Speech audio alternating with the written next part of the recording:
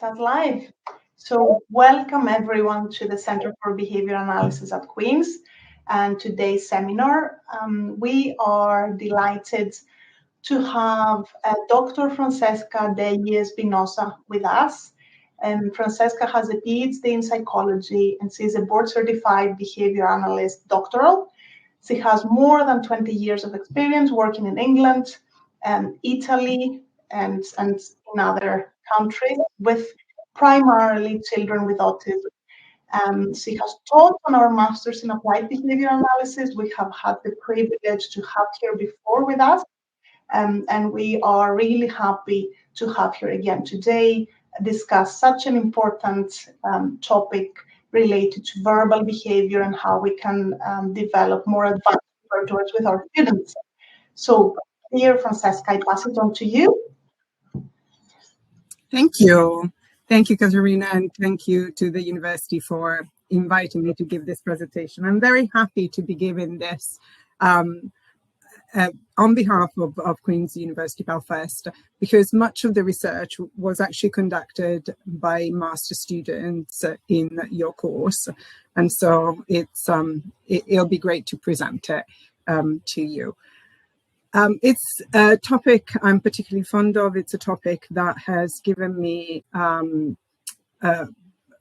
consistent nightmares for more than a decade. So I will share with you why that was. And it's largely because I experience, as many of us in the field, consistent discrimination errors in children who seem to have these really large vocabularies, yet they were unable to respond differentially to questions despite allegedly having those concepts.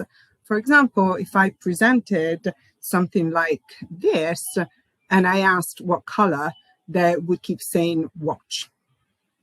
And it was interesting to me that actually very little, in fact nothing, had been published on how to overcome this issue, which was a consistent clinical problem in my practice and that of many of my colleagues.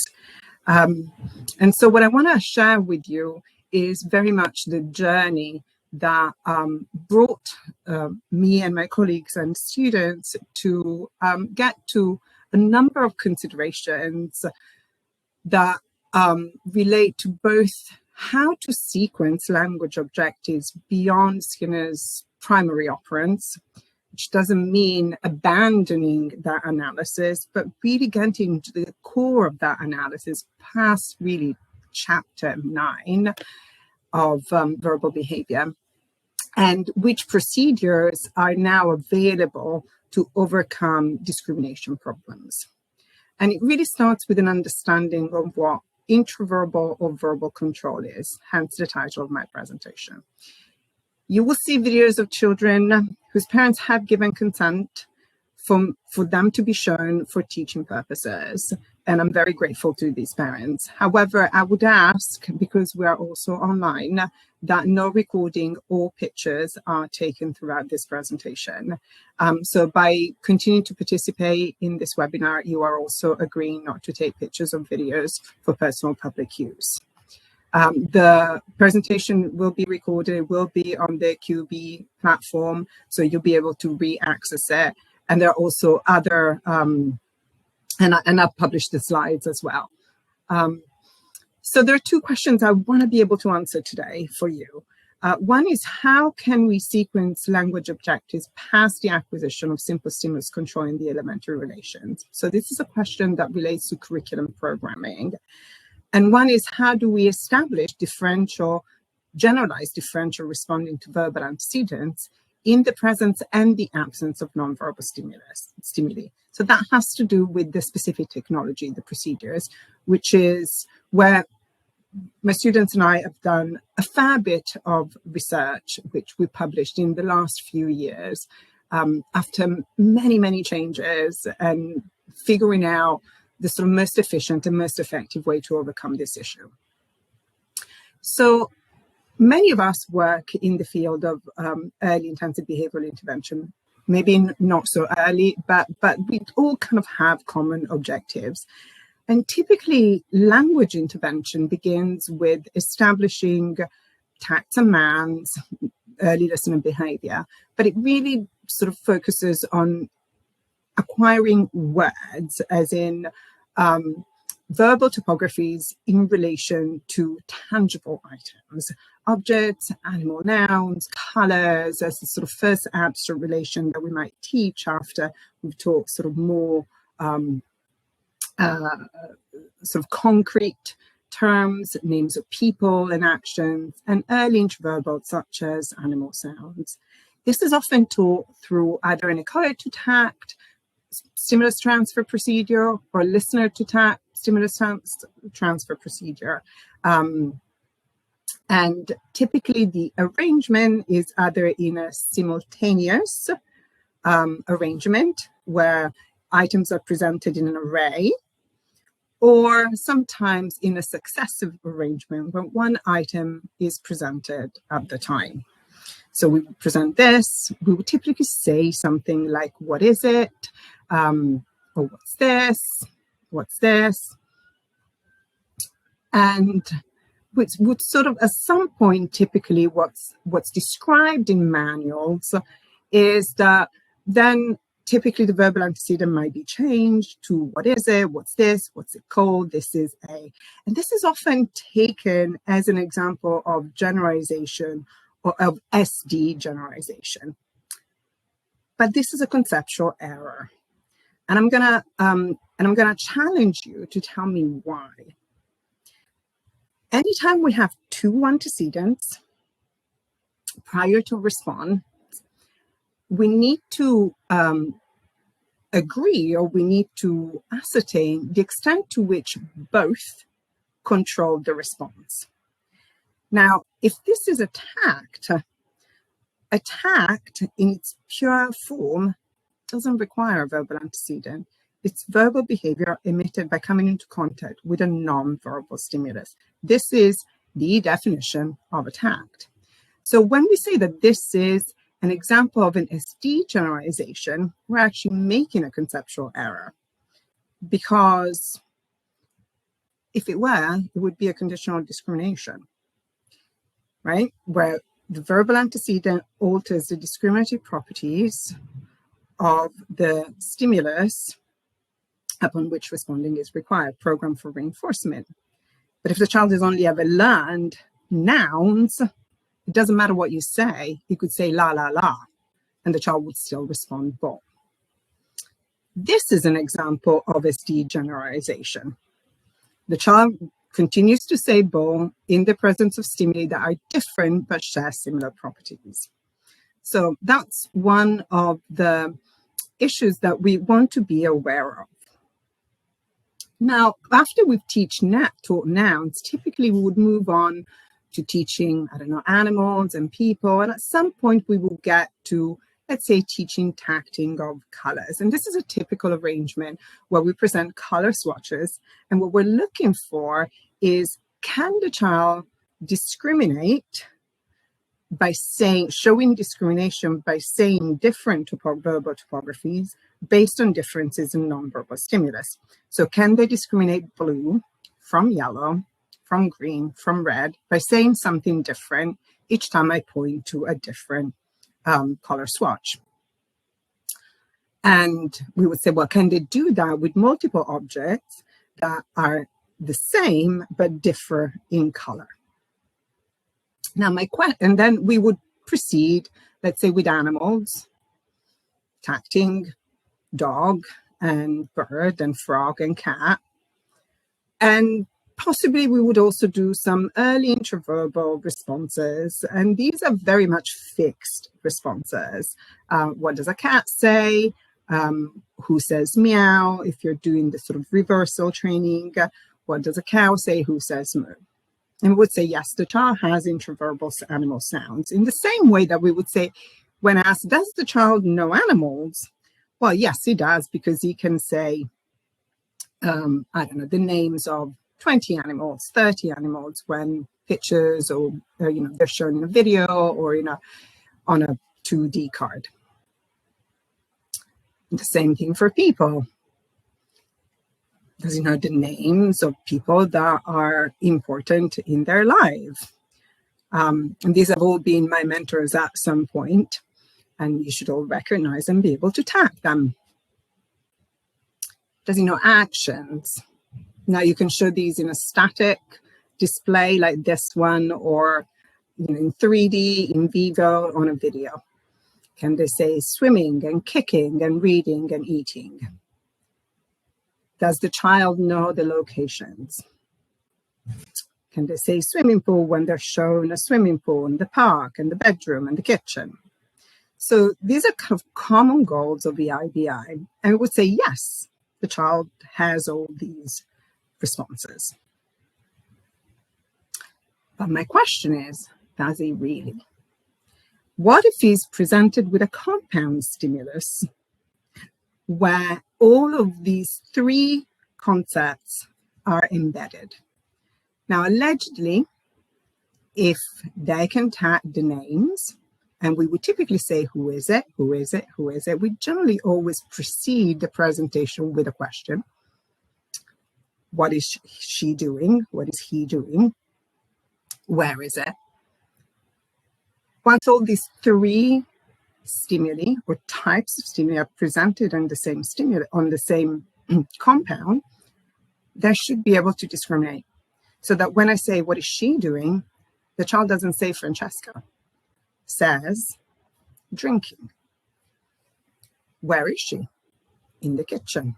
Who is it? Versus, so the agent versus the action versus the location. Well, that raises a problem, because actually in the published literature, nor in the manuals, do we find a skill that's described as such. Most of the interventions are focused on specific procedures, which are all very useful to establish elementary relations. However, this, when we answer a question as who is it, what is she doing, where is it, and I asked you, what verbal operant is it? Most of you would say, if I now give you a number of choices, you would say it's attacked. My question is it just attacked? Because attacked is defined by verbal behavior being solely, exclusively under non-verbal control. So it does not account for that verbal antecedent. Was Skinner wrong? Well, no, he wasn't. What he clearly talks about is that he provides a taxonomy of the minimal unit of analysis. But at no point does he say that all language, at any one point in time, all utterances can be classed exclusively as one operant or the other. In fact, the opposite is true. Most verbal behavior is under the multiple control. Is an example of a synthesis of multiple antecedent variables. And so the task is to understand, describe, predict, and control these variables. Now, calling something attacked in a mand or an echoic implies a particular kind of history. When we say something is attacked, we are explaining the operant. We're providing an explanation. We're pointing to the controlling variable by saying that's attacked. By saying that answering who is it in this context is just attacked is not sufficient explanation, because it does not account for the role of verbal control. So I hope you're following me up to here. So when we are teaching the names of people and the names of locations and the names of colors and the names of objects and animals and early animal sounds, what are we actually doing? We're teaching to discriminate various response topographies based on nonverbal antecedents. Those are pure tags. But are we actually establishing the response class? Are we establishing the concept? We have no way of knowing that, actually, with that arrangement. We have no way of knowing if the response is occurring under all relevant conditions, both verbal and nonverbal. In other words, we have no way of knowing if we have taught the color names and the object names, blue, yellow, green, ball, pen, car, shoe, whether the child is truly, let's say, for lack of a better word, understanding the different properties. Not until we present a compound stimulus that includes both, and the child selects the response that matches the verbal antecedent. So when we say, what is it? They will select the identity name response. And when we say what color, they will say blue. Now, are they both tact? Of course they are. The tact is the nonverbal control is potentially the dominant variable. In the absence of it, they couldn't say ball and they couldn't say blue. But it is not the only variable. And as such, it needs to be accounted for. And the second question is, how do we teach that discrimination? Let me give you another example. We often teach animal sounds, and we would say, what does a cat say? And the child says, meow. We say, great, he knows the sound of the cat or the dog or the frog, whichever one you say. But what if you change to what does it say? What will the child say to you? Now, a child who does not discriminate verbal antecedents will say cat. But if you say, what does a cat say? He'll say meow. But if you say, what does it say? He'll say cat. So in this case, whether you have the cat there or not, it doesn't matter because the response is solely controlled by the word cat. So we want to achieve a repertoire in which, provided the child has the relevant tacts, which we have taught previously, when we present the verbal antecedent that requires the selection of that response class, whatever we present doesn't matter. The child should be able to discriminate it. So whether there's a dog there, or whether there's a frog there, or whether there's a snake there, what is it? What does it say? What color is it? The child should be able to respond accurately, provided those tacts are presented. Those tacts are present. Well, how do we achieve that? Because that is a skill in its own right. And it doesn't have to do with the acquisition of specific tacts. It has to do with learning to be sensitive to changes in the verbal antecedents in relation to members of a response class that you've already learned. And that's where Skinner comes to the rescue. And he's very clear. Separate variables combine to extend their functional control. And from that, new forms of behavior can emerge. So what he's pointing us towards is the concept of multiple control.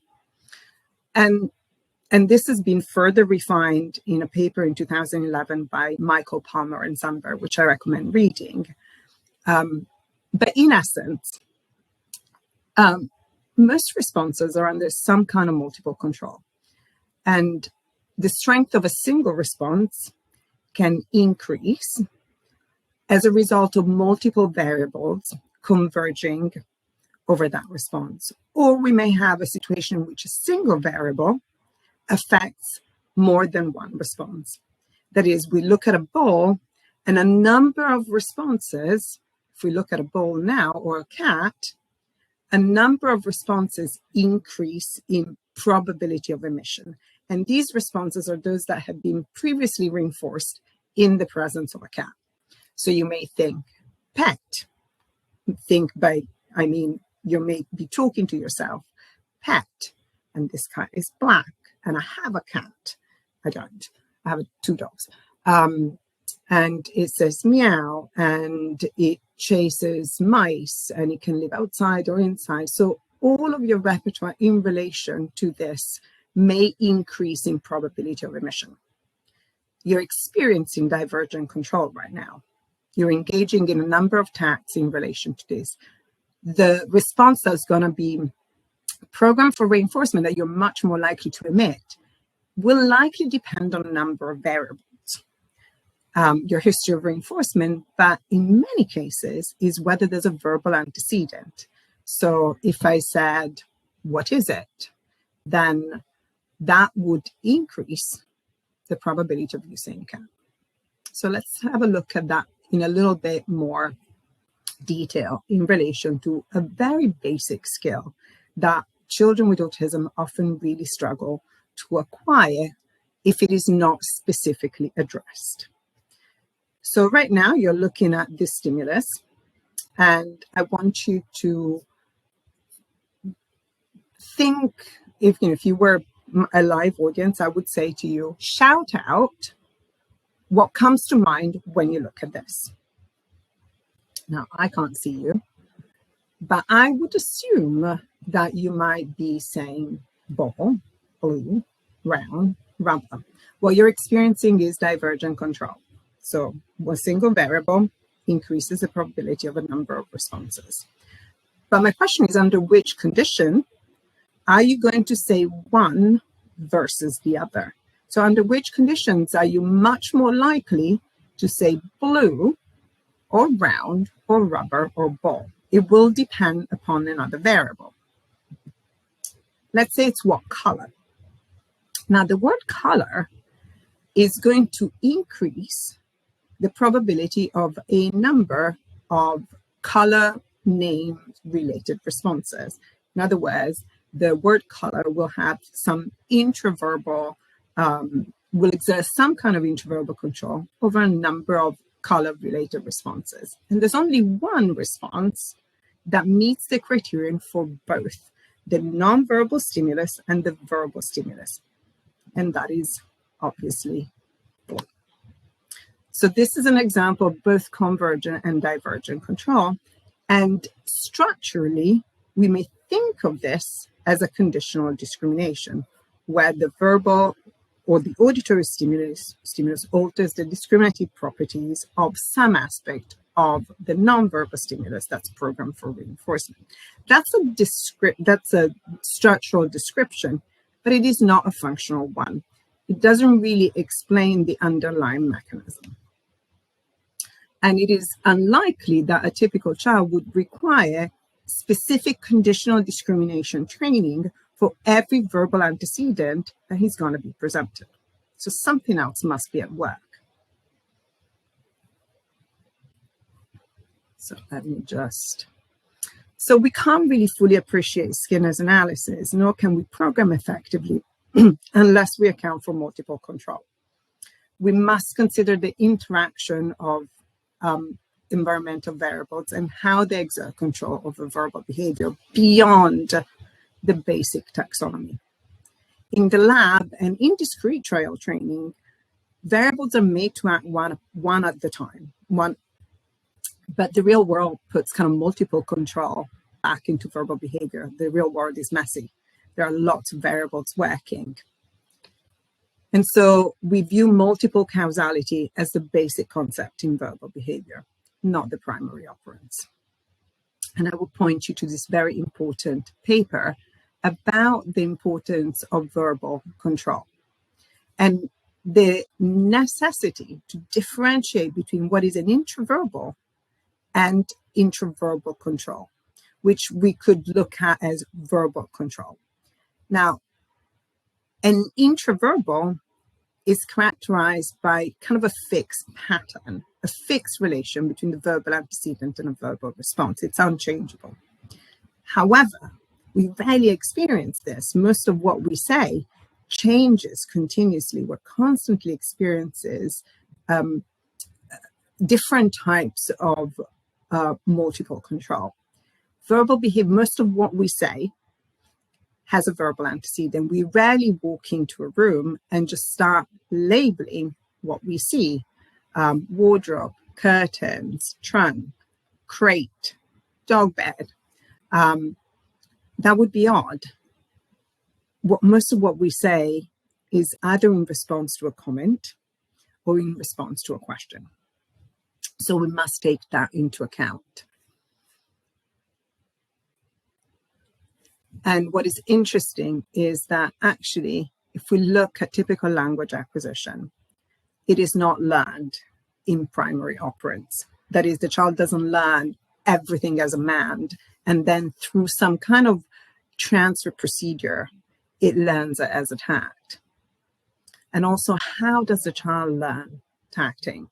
Well, most of verbal behavior is acquired under multiple control as the child is learning those very first words. As soon as the echoic begins, verbal topographies emerge, and they emerge under multiple control. Imagine a young 12-month-old baby who's just started to echo. They're sitting in their high chair. They're hungry. It's almost time to eat. They see their bottle of milk, and they point to it, and they go, "Ma, ma, ma." Mom turns around and says, "Oh, you want milk? What do you want?" And the child says, improves their approximation and goes, "Mick." Now that mick, yes, it's not milk, it doesn't matter.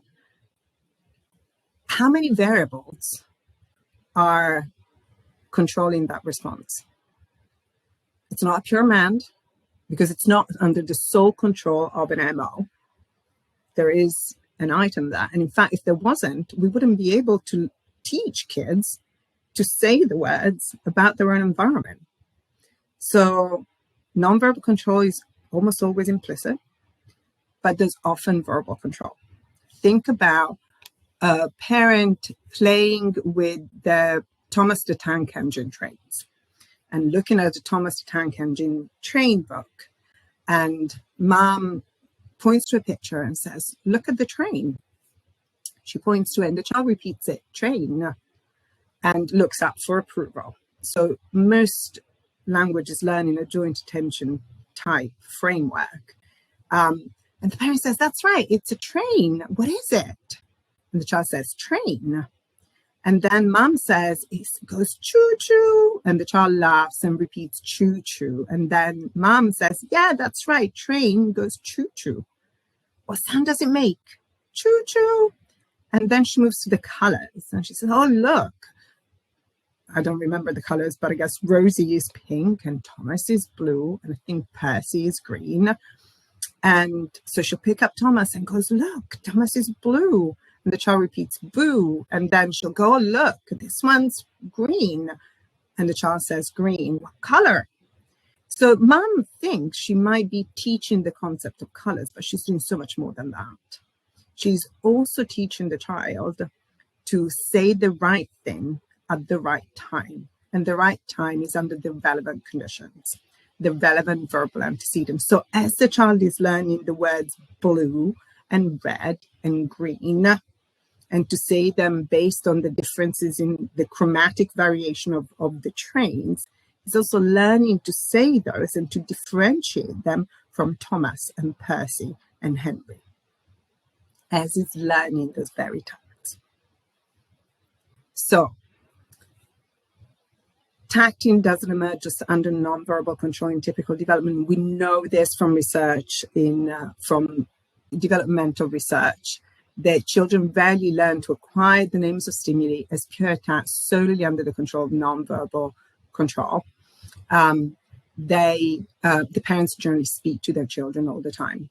So tacting is typically acquired under both auditory and visual stimuli. And that's why typical kids don't make conditional discrimination errors. When they're asked, "What is it? What color? What does it say?"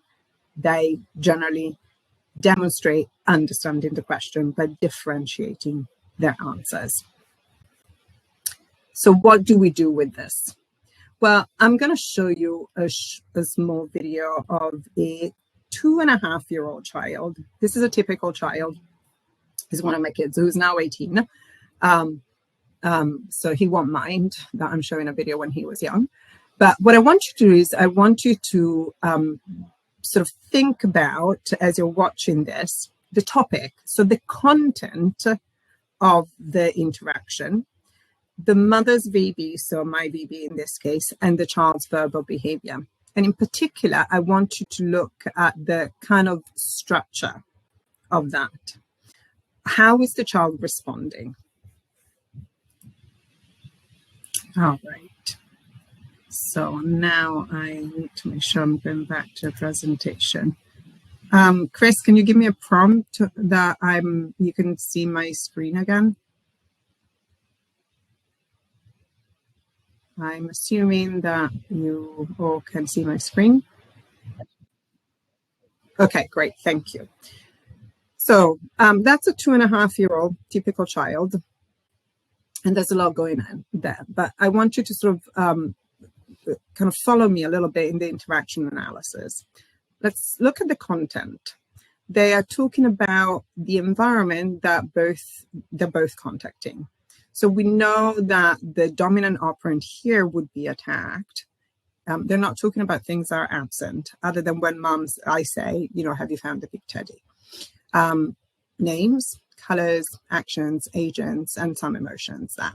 If you look at the child's VB, he comments to start and maintain interaction, generally with attacked. They're also, of course, all part nouns. He's doing them to maintain interactions and to get my attention. And answers to questions asked by me, often following a comment. My verbal behavior is often to confirm what he's saying by extending his sentence, by repeating it, and to ask questions. There are 3 types of questions that are consistent. Direct questions, for example, what is it called? Who's going to bed? Conditional questions, is it happy or sad? And yes and no questions, does he cry? He does make 2 discrimination errors, which is the why, which we would not expect in a 2.5-year-old. And there's another one, which is what did he hurt? And he says in the box. Those are, again, pretty typical for his age to make those errors. But the types of verbal behavior that I arrange in terms of questions follow these 3 types of verbal antecedents. Keep that in mind, because that will be important in your programming. But notice that the content is always the same. It's agents, emotions, objects, colors, actions. This content is arranged at the verbal antecedent level in different ways. Direct questions, conditional, or yes and no. But what I'm selecting as a response, the kind of information that I require, is the same. What changes is the type of verbal antecedent, how that's arranged. His response. A lot of these responses are in multiple utterances. They're sort of short phrases, sentences that have some regularity. So what we start seeing is the emergence of the autoclitic. And more specifically, what we would call autoclitic frames. So cold or it's cold splishy, but he also repeats that in it's cold hose when I correct house. So we see this kind of these fixed patterns that have both intraverbal properties in terms of the word order. He doesn't say cold it's splishy or splishy cold it's, and a variable property, which is attach changes. He says it's called splishy, and then he says it's called hose, a hose. Or it's something else. But notice how that, what he says, actually matches part of the verbal antecedent. So if I say, what is it? He responds, it's a star. What is it called? It's cold. And you will see, if you rewatch this video, which can be shown on the platform, you will see that consistently throughout those 2.5 minutes. So notice how the child repeats aspects of the verbal antecedent in his answer. Again, this is very typical. So let's go back to our 2 questions. Now we know that most verbal behavior is already acquired in infancy under multiple verbal control. And so these are not really pure attacks. They, what we could call either multiply control tasks or intraverbal tasks, which is the more technical term that's used in the literature. So the question then is, how do we move to that once we have taught the child basic topographies or early topographies in each of these operands? And that's still an important task. So my first sort of question is, well, we need to test. We need to test whether what the topography the child has learned, colors and names and actions, are truly under the control of all relevant antecedents. That is both the verbal and the non-verbal stimulus. Does the child change the answer, provided those element tasks are present, based on the verbal antecedent on a compound stimulus? A compound stimulus is one that has multiple properties. Objects are by definition compound stimuli. They have a shape, they have generally a color, and they have an identity name. So my first suggestion is assess. And you want to assess on sort of two different classes, because these stimuli have different properties. There are objects, such as, for example, juice, which really have kind of non-variable vocabulary. Juice is always a drink. It's always something you drink. That doesn't change. Versus an event. An event is dynamic because the agents move and do different things. So it will require slightly different arrangements. And then we want to test the extent to which the verbal antecedent controls the response in conjunction with the nonverbal antecedent. So we're looking at convergent control.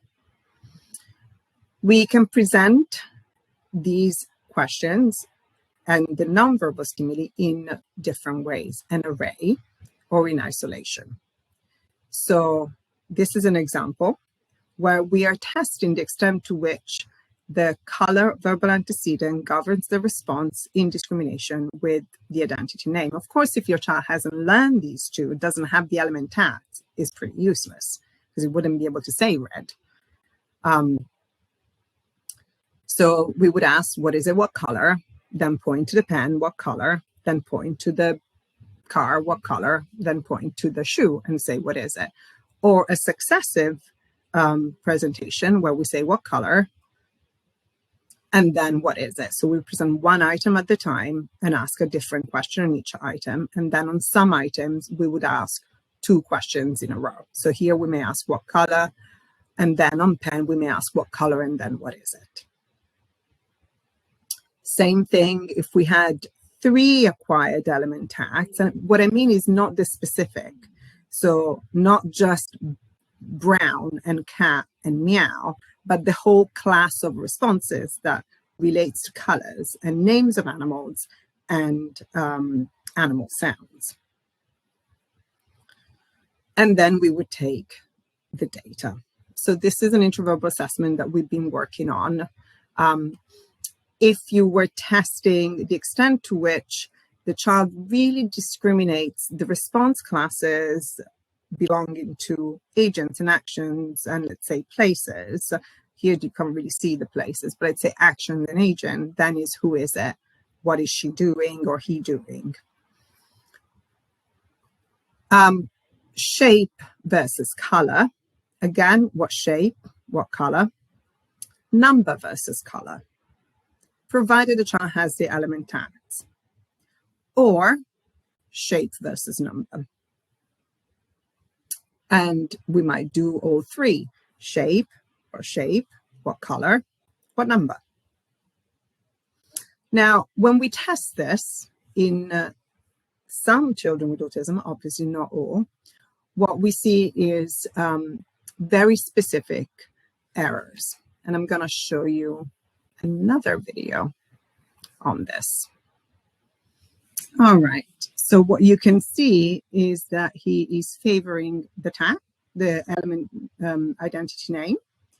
And this is a child who has quite a wide vocabulary of element tags. And if you looked at his BB map or you looked at his logbook folder, it would say, does he know the colors? Yes, he knows all the primary and secondary colors. He knows lots of animal names, lots of, objects. Yet when we put these concepts together, he's responding solely under nonverbal control. So he completely, the verbal antecedent exerts no control over the response.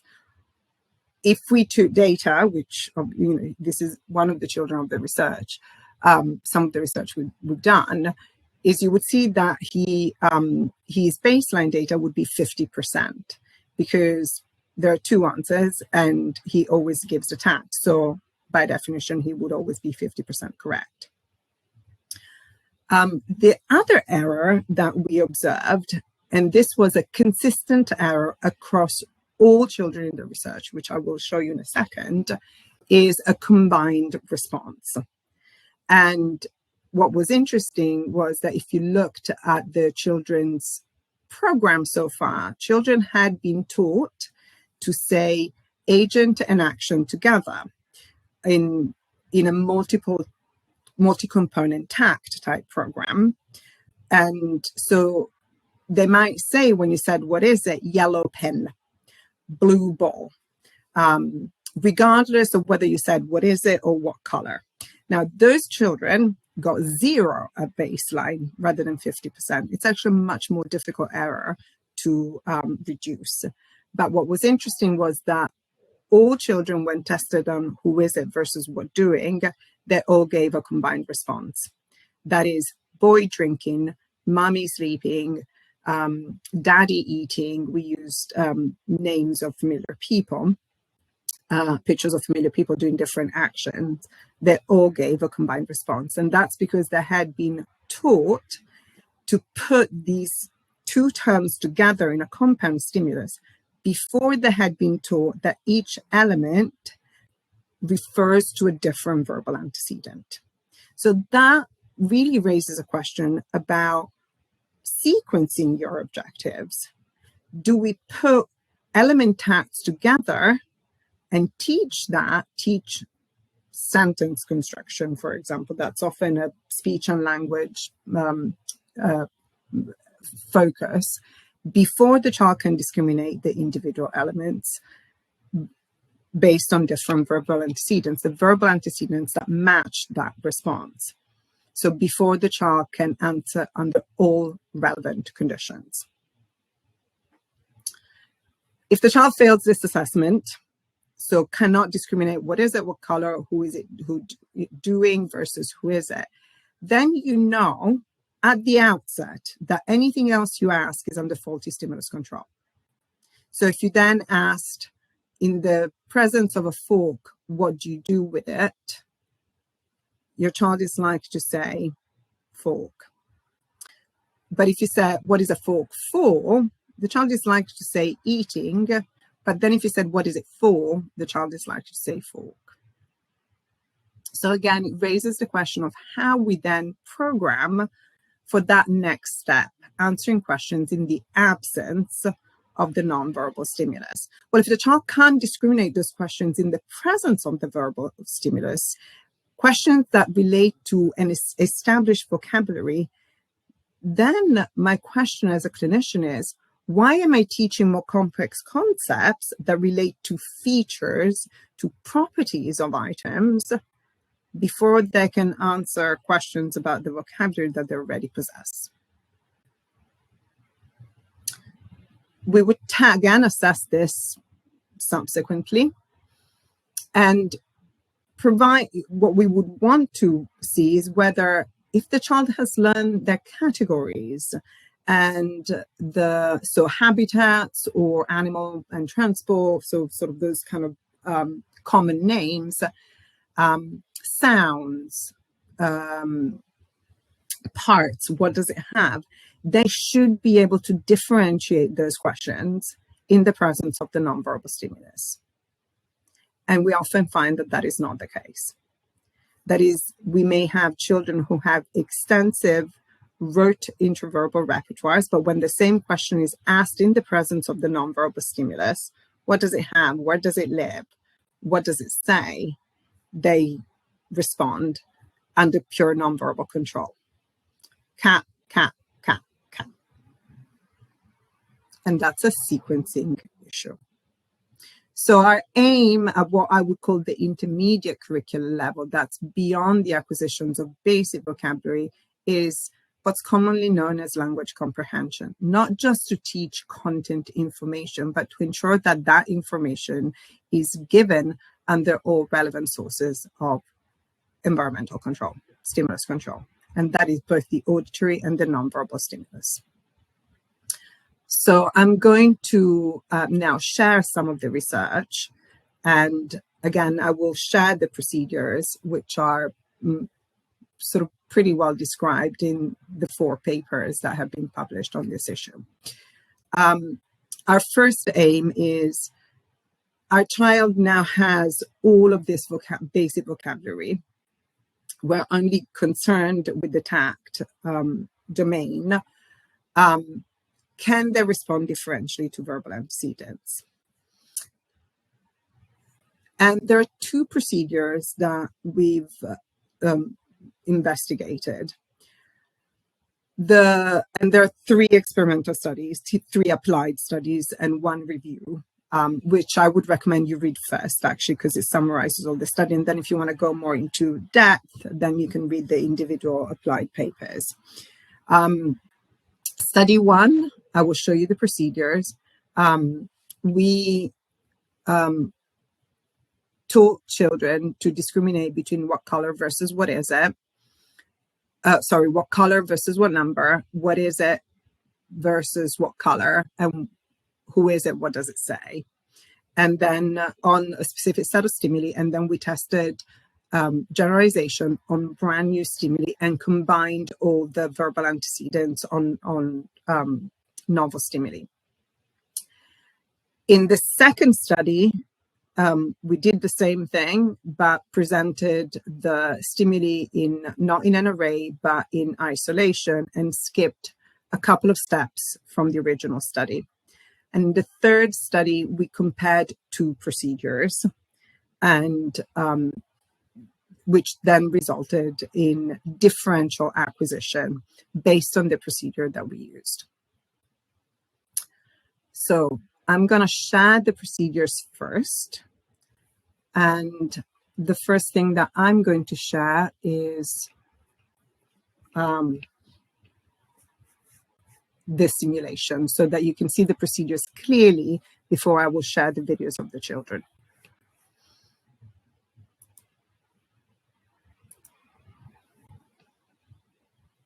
And I will explain the conceptual analysis behind it. Where do we end? We want to get to the point, like in that last clip, where we can vary the question, what number, what color, what number, and the child selects the correct answer.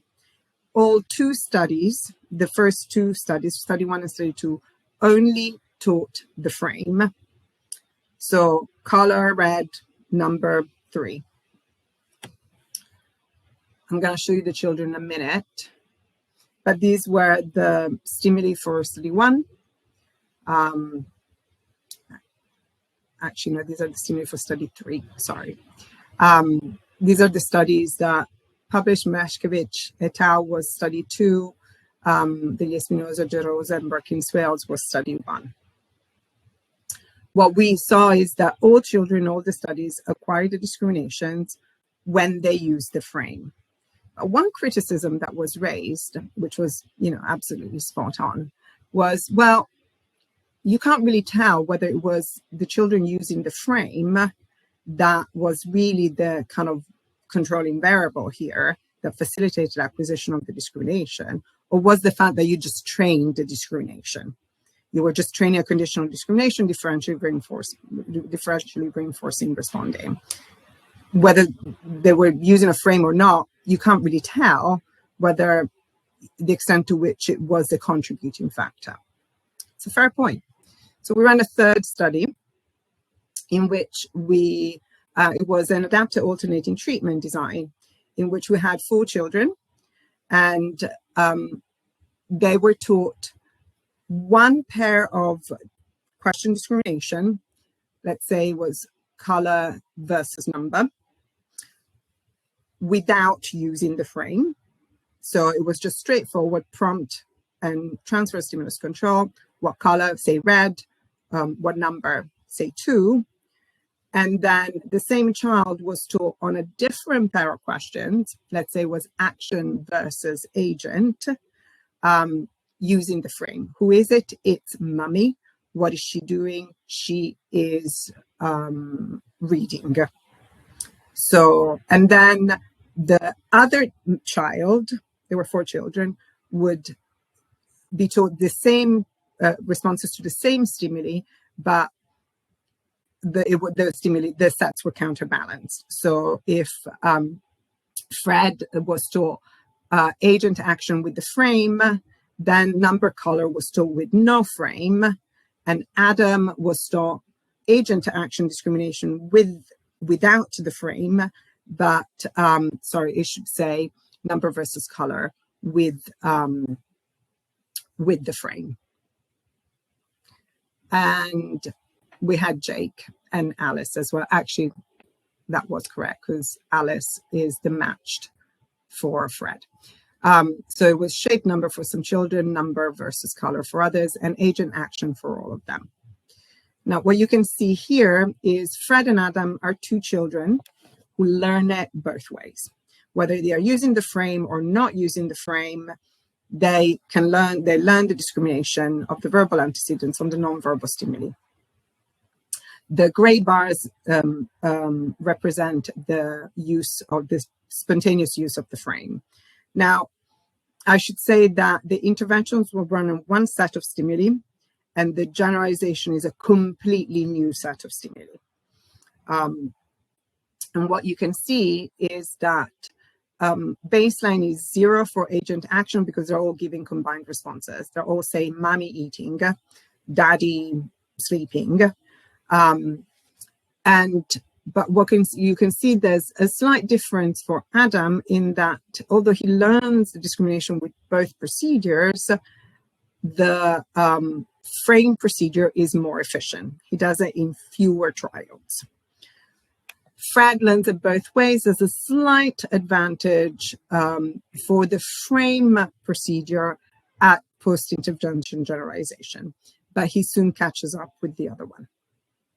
The interesting ones are Jake and Alice. Now, neither learns any discrimination without the frame. With the frame, the intervention enables the child to meet acquisition criteria and mastery criteria in fairly few sessions. Here is no frame intervention on a different set of stimuli, and it's very similar to baseline. So what we decided to do once we had reached mastery and generalization on one procedure, which was the frame procedure, is we switched.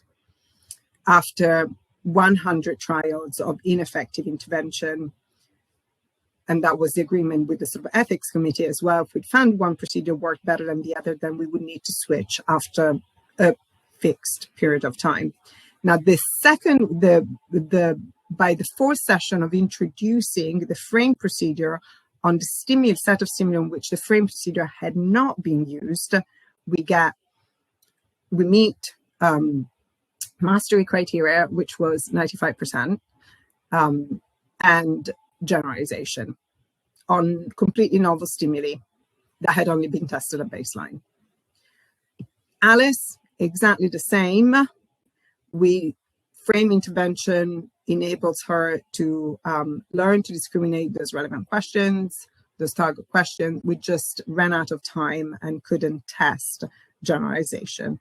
But the sort of frame procedure was clearly very efficient. So these are some of the data.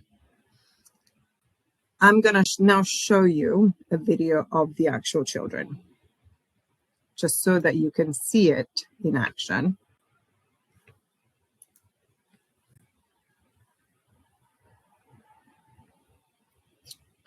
And here it is. So once we have, the reason why we chose number versus colors is because generally children have less of a history for saying the color on a number, or having been presented with color numbers. So whereas with objects, their history of saying the object name in the presence of a colored object, because most objects are colored, is very, very strong. But once we train the color frame, it was very easy to then transfer to the object as the novel stimuli. So we saw in most kids immediate generalization. If we didn't, then we trained the frame. It's what is it? It's. But the color number enabled us to establish the skill of discriminating the questions regardless of the individual stimuli that we used. Couple of suggestions: don't teach object versus shape, because there are very few objects that have specific shapes. But the question is, where do we go from here? So now we have a child who can discriminate. Who is it we're doing? What color? What is it? So all the established vocabulary that the child has at that level, that we taught as a kind of beginner learner, they can now respond differentially. Now we're ready to teach new concepts. So non-visible properties, for example, relations between the name and the common name, so that's the category, the object and the action that's related to it, such as the function, or parts versus whole. And we may teach those however you want to teach them. My suggestion is, do not move to the intraverbal until you're sure that your child is sensitive to changes in verbal control. Because if you do the intraverbal tact layer first, what you will find is that the intraverbal layer, when you take the object away, will occur without additional teaching, because verbal control was already present in the intraverbal tact. So I'm going to show you a summary video of a child doing just that, and his progress from learning the first discriminations, moving all the way to answering novel questions in the absence of the stimuli. But the interesting thing is that these questions are not really novel. Those verbal arrangements had been established as effective controlling variables in the intraverbal tact. And then I will open it for questions. And that pretty much concludes my presentation. I hope that I've given you some useful, if not procedures, I've sort of generated a little bit of curiosity in terms of how to sequence your objectives. There is this presentation, there's also a very extended version on the National Autism Conference website that will give you a lot more information. Again, it's free and it's available there if you want to sort of follow it up further. But thank you for inviting me to give this talk. Francesca, thank you very much for accepting our invitation. That was a very, very clear and informative lecture, and the videos were lovely and to the point in that we could see exactly how you applied the teaching procedures. So I think it was very, very useful in putting in practice what you have taught us immediately. And of course, the papers that you mentioned that have been published will give more details to colleagues and students on the exact details of the procedures. I have a question. As people take a bit of time to think, if you have questions, our audience, please write them in the questions box that you can find on the bottom of the screen. So where do you see, I find it very, very interesting how you have tested for emergent responses. And of course, what you said about developing not individual topographies, not too many exemplars, those are not necessary, but developing responses under the appropriate stimulus control is a as the key, right? So then you can see the emergence of different topographies under the same conditions. So what do you think we need to do research on? What's the next step? What do we need to know? On those procedures, or maybe I mean, I think just ideas. I mean, because that's your area of expertise, and I would be So I mean, I think there's sort of two ways of looking at it. We can look at it at a very molecular level and a kind of broader level. The research we've done is very, very specific, is really about which procedure works best to establish what I call, in sort of, very, normal terms, is question discrimination on visual stimuli. We can have the fancy term of intraverbal tacking, and that's fine too. It's more precise. And I think, I would like to see that procedure applied beyond objects and nouns and actions and agents. But let's move it to, if I teach categorization and I teach sorting of categories under the verbal antecedent, what is an X? So what is a cat? As the child puts it down and says cat is an animal. And then because I've had that verbal antecedent there as I'm teaching the relevant response, if I then take that verbal antecedent into a conditional discrimination arrangement, what is a cat, or what is it a cat? What does it say and what color? Because I've already got those. And then I throw in what is a cat without having specifically taught the child to discriminate it against the others, but because they already have that repertoire, do they do it? So, you know what I mean, is that I've taught you the concept, taught you the relevant topographies under the relevant verbal antecedent.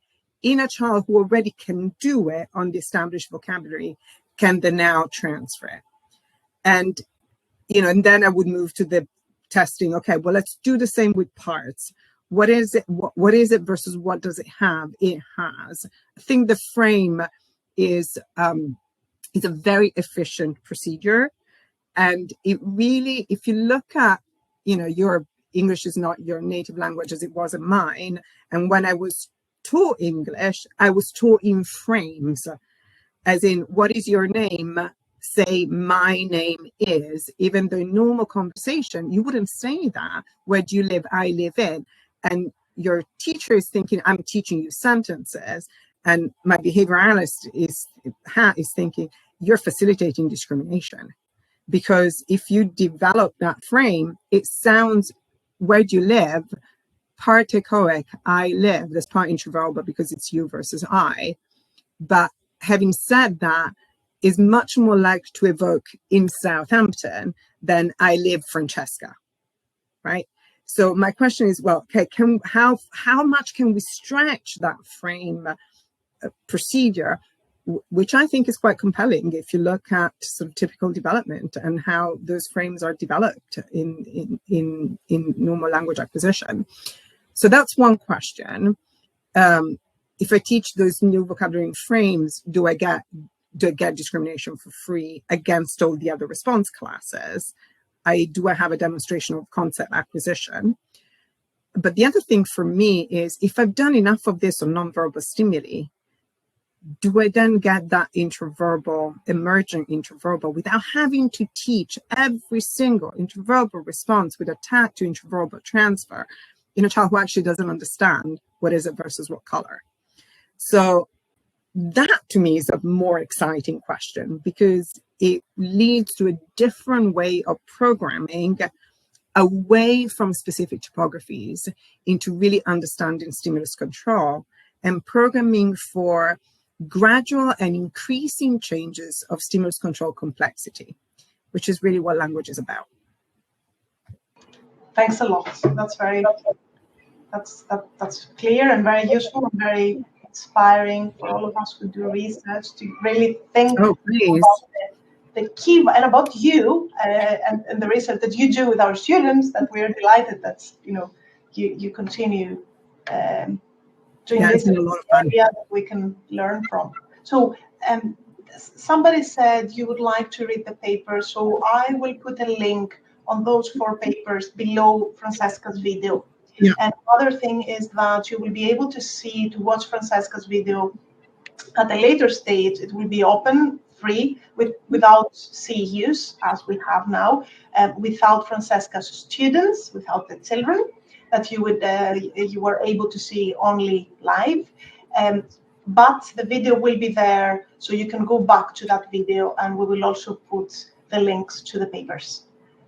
Just responded to that question there. Okay, so I wonder, let me go to the questions then. So Mark is asking, would you have to untrain the child's response of color blue to just blue? Or would that just... Yeah, it's a really good question. And you know what? It's a natural question. Everybody asks me that. So I'm going to give you the politically correct answer, which is what you'll find in the paper, and the slightly non-politically correct answer.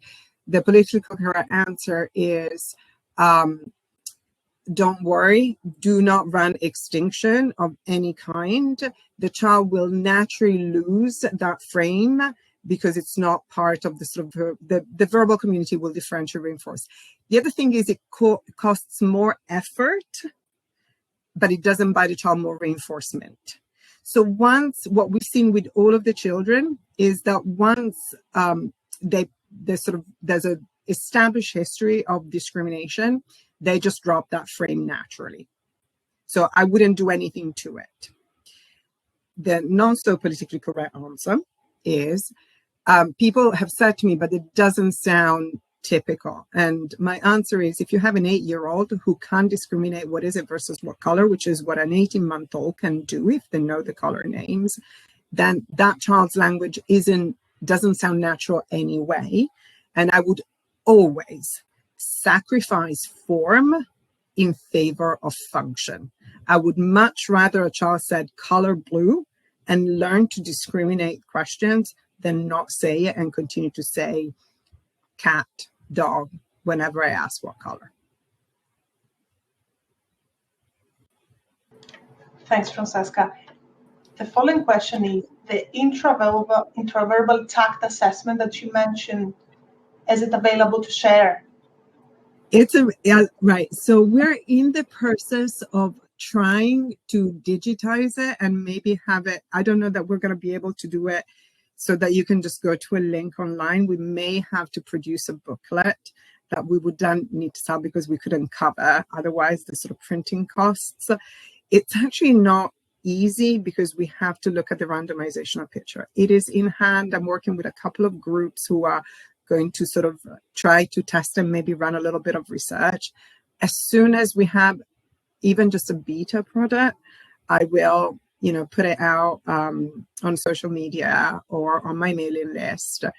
But at the moment, I can send you the PDF and you would have to sort of come up with all the stimuli yourself, which is what some people on my online course do.